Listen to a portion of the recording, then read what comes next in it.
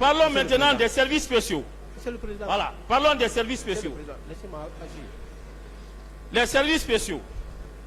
Pouvez-vous nous dire quel est l'acte, soit législatif, soit réglementaire, qui portait création, attribution et fonctionnement des services spéciaux? Bien. Moi, la création des services spéciaux relevait du pouvoir politique. Si vous voulez, si vous m'acceptez, je vais vous expliquer comment le service a été créé. Non, ma question est... Maintenant, je n'ai pas l'acte. Très bien. Lorsque vous êtes arrivé suite à votre désignation en tant qu'officier aguerri, officier plus instruit que tous les autres, lorsque vous êtes arrivé, Monsieur Tcheboro n'a-t-il pas mis à votre disposition l'acte portant création des services spéciaux? Il n'a pas mis l'acte à ma disposition, mais il nous a reçus, il nous a expliqué. Est-ce qu'il a mis l'acte à votre disposition? Non, il n'a pas mis l'acte à ma disposition. Une autre question. Donc, ça veut dire que c'est vous-même, entre vous, vous vous êtes assis et vous avez défini les attributions des services spéciaux. C'est ce qui s'est passé? C'est ce qui s'est passé? Comme vous venez de le dire, comme vous venez de le dire, quand nous sommes arrivés, on a vu qu'il y a 3 composantes de mission qui caractérisent les services spéciaux. Vous comprenez?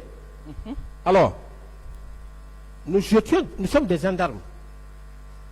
C'est que c'est un peu spécifique. On s'est dit, il y a l'antidrogue. Qu'est-ce qu'il faut pour lutter contre la drogue? Deuxièmement, il y a les services spéciaux. Comment animer les services spéciaux pour qu'ils soient actifs dans la recherche des renseignements par rapport au grand banditisme, par rapport au trafic de la drogue. Ensuite, il y avait le grand banditisme. Maintenant, grand banditisme, qu'est-ce qu'il faut pour au moins soulager la population par rapport au cas de grand banditisme? Maître, laissez-moi vous dire que vers la fin du règne de Lassana Conté, tous les Guinéens le savent. Tous les Guinéens le savent. Il y avait de grands banditisme.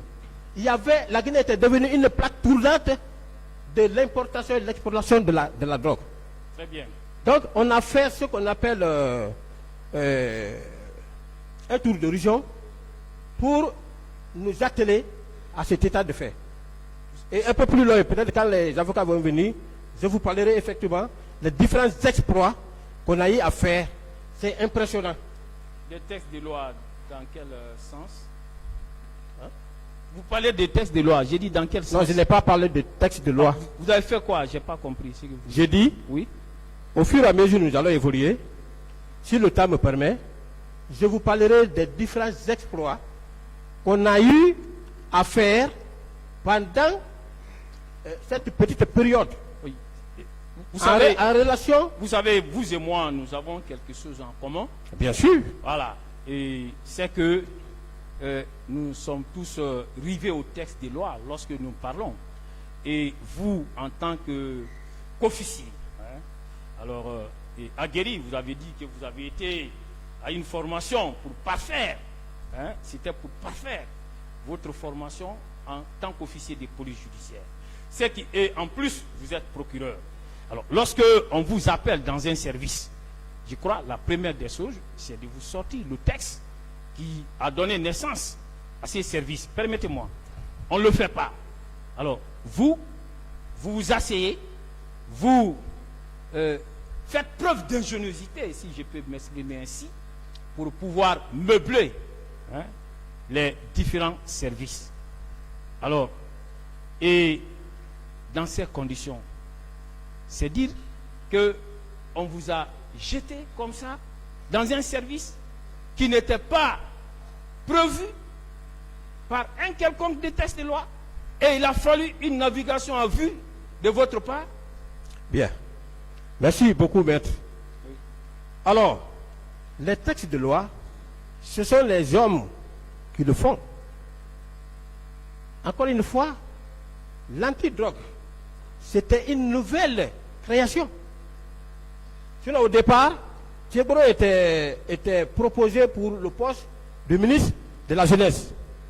Les Américains ont jugé nécessaire à ce qu'il y ait un service spécialisé pour la lutte contre la drogue, parce que, au regard que la Guinée était devenue une plaque tournante de la drogue. Et les conséquences, maître, les conséquences de cela, c'était pas bon pour notre pays.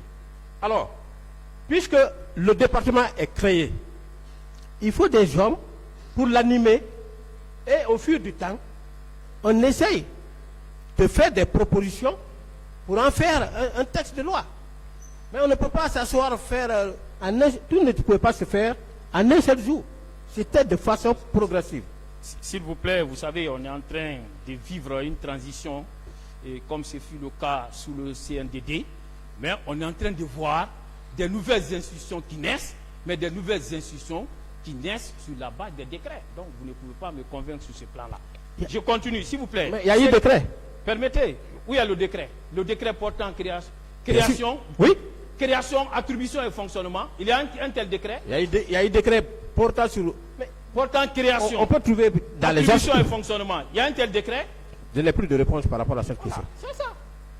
Alors, ce qui est quand même à noter et qui est à mettre à votre actif, voilà, parce qu'en tant qu'intellectuel, qui est à mettre à votre actif, vous êtes parvenu à donner naissance, à permettre à une nouvelle institution de faire corps de prendre corps dans notre pays. Et cette institution, alors, elle existe jusque maintenant. Maintenant, puisque vous étiez les pionniers de cette institution, je voudrais savoir, lorsque vous arrivez là-bas, alors, quel était l'effectif de cette institution? Bon, je ne peux pas vous donner l'effectif exact parce que je n'étais pas le chargé des effectifs. Il y avait combien de gendarmes? Vous êtes venus, vous avez produit la dernière fois ici, vous avez produit un acte qui vous a affecté là-bas. Sur cet acte, vous êtes au nombre, je crois, de 23, si je ne me trompe. Voilà. Vous êtes au nombre de 23. Oui. Donc, dans le texte, je pense. Voilà. Donc, ça veut dire qu'il n'y avait que 23 gendarmes là-bas. C'est vous êtes les pionniers de cette institution. Aidez-nous à comprendre. Bien. Voilà, aidez-nous à comprendre. Les 23 dont je fais allusion, si vous me permettez, oui. J'ai bien expliqué la fois dernière. J'ai dit que la police avait envoyé des cadres. Si vous voyez la physionomie du personnel policier qui était venu, c'était que des commissaires divisionnaires. Vous comprenez? Alors, quand la demande est partie au niveau du haut commandement, le général Badé a jugé nécessaire de choisir des bons cadres. Des bons cadres qui vont aller travailler de concert avec la police.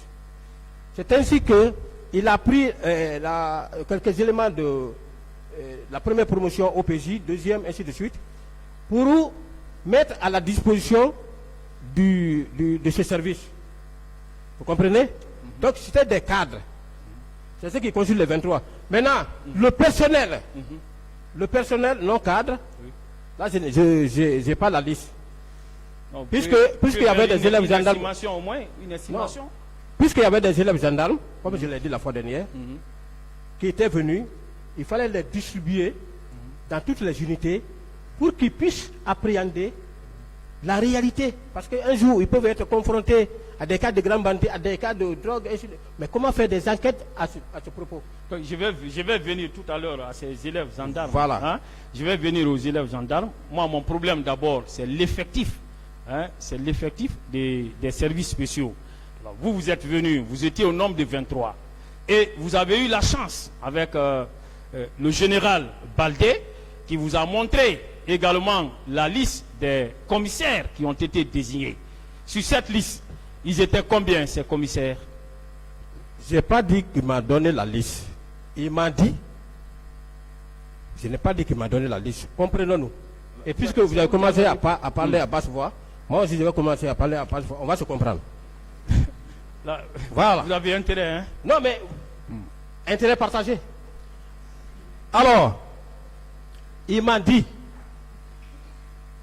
que la police a envoyé des cadres. Moi aussi, je dois envoyer mes cadres. C'est dans ce sens-là. Vous savez, il y a le personnel de commandement, d'encadrement, et le personnel en bas, d'exécutant. Voilà, c'est un peu ça. Vous savez, comme ça, maître. oui, vous C'est comme savez, ça. vous étiez au nombre de 23. La police, hein, quand vous venez pour la toute première prise de contact, vous êtes là. La moindre des choses, c'est au moins d'avoir une certaine idée du personnel, des commissaires de police, des officiers de gendarmerie qui viennent d'être affectés. Vous n'avez pas pu avoir une certaine idée? Non, Hein? non. Maître, je vais vous expliquer. Peut-être que vous faites... Non, vous faites- j'ai l'impression, non, permettez-moi, j'ai l'impression que vous voulez nous cacher des informations. Aucunement pas. Mais pourquoi ne pas nous dire, ces jours-là, à la première rencontre, nous étions au nombre de tels, hein, Mais 23 gendarmes et puis 23 commissaires de police. Pourquoi ne pas nous dire ça clairement? Qu'est-ce que vous non, cachez? moi je m'intéresse à mon cas, c'est ce que j'ai dit. Maintenant, par rapport à l'effectif global, j'ai dit que moi je n'aime pas mentir, je ne veux pas dire les contre-vérités. Ce que je vois, ce que je fais, ce que j'entends, c'est ce que j'ai dit. Je ne peux pas dire quelque chose, Et en dehors, voilà. puisque vous ne voulez pas nous donner des informations par rapport à l'effectif exact des commissaires et des gendarmes qui ont été affectés à ces services, Oui. en dehors de vous, M. Kiboro a eu à faire une estimation ici. C'était en réponse Vous à l'une mettez des pas- questions vous enlevez posées voilà. à l'une des questions posées par Monsieur le Président. Il a estimé l'effectif des services spéciaux à 200 hommes. Qu'est-ce que vous en dites? C'est lui qui a dit, c'est lui le chef. Vous étiez là-bas aussi. Non, nous Vous étions de- exercez au niveau de ces services. je ne peux pas trouver autre que ce qu'il vient de dire. D'accord. Maintenant, comment s'est passée la planification de ces 200 hommes? Comment ça s'est passé? Et est-ce que le planificateur, il établissait une liste qu'il affichait tous les jours pour que les uns et les autres chassent qu'ils sont planifiés tel ou tel jour sur tel ou tel itinéraire? Comment ça s'est passé? J'ai déjà expliqué largement, maître. Quand il planifiait, où était affichée la liste de ceux qui étaient planifiés? C'était affiché à la rentrée de... Comment on appelle? Vous venez, il y a une terrasse ici. Avant de monter à l'étage, il y a l'escalier. Il y a un emplacement vide, comme ici là. On met ici et puis vous rentrez. Il y a un tableau d'affichage. Voilà, dès que vous venez, vous regardez. Très bien. Mais vous-même, Et vous êtes, permettez- vous êtes un intervenant extérieur à la gendarmerie, vous connaissez comment ça fonctionne. Je suis un intervenant. Extérieur, vous donnez des cours Où? à Symphonia. Ok, d'accord. Oh, on continue. Et